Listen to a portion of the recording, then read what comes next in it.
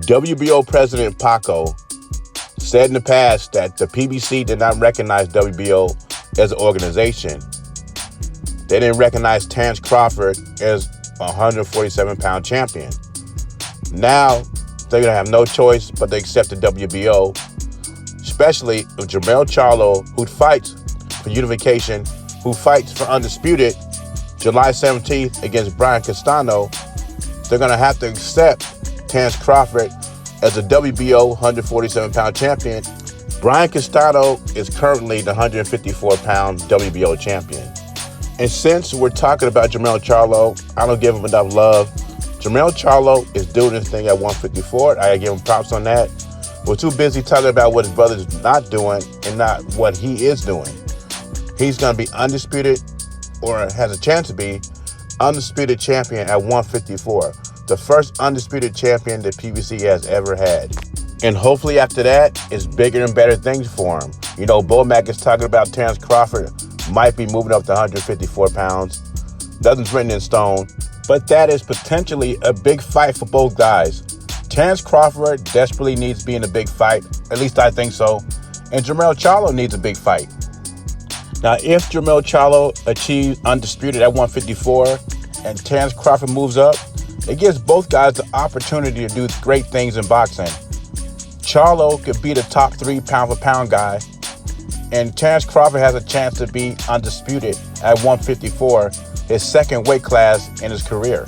But I guess we'll see what happens with this Pacquiao-Spence drama concerning Terrence Crawford. The bronze bomber, Deontay Wilder, said he's far from done with boxing. He still loves the game. He still wants to get back in the ring and show his greatness. And that made me think, Deontay Wilder still has his fans. You know, his fanboys that think he's the greatest ever. He's an all-time great. He still runs the heavyweight division.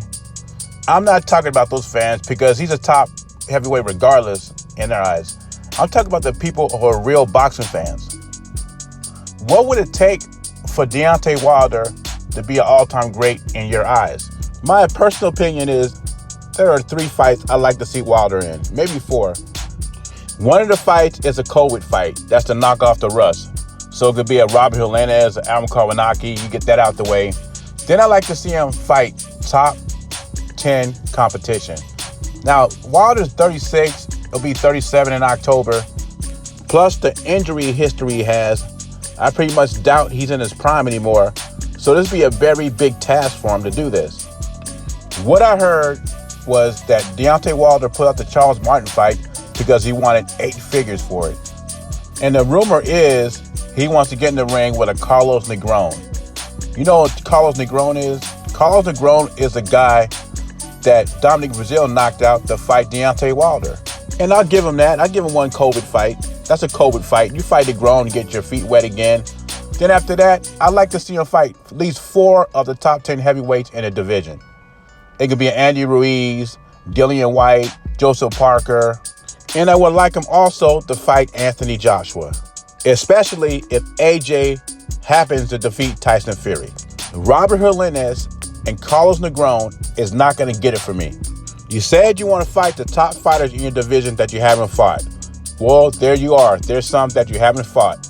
If you want to be considered great in boxing, you got to fight and beat great competition. And that's what Wilder has to do if he wants to show me his greatness. Leave your thoughts and comments below. JBZ, I'm gone.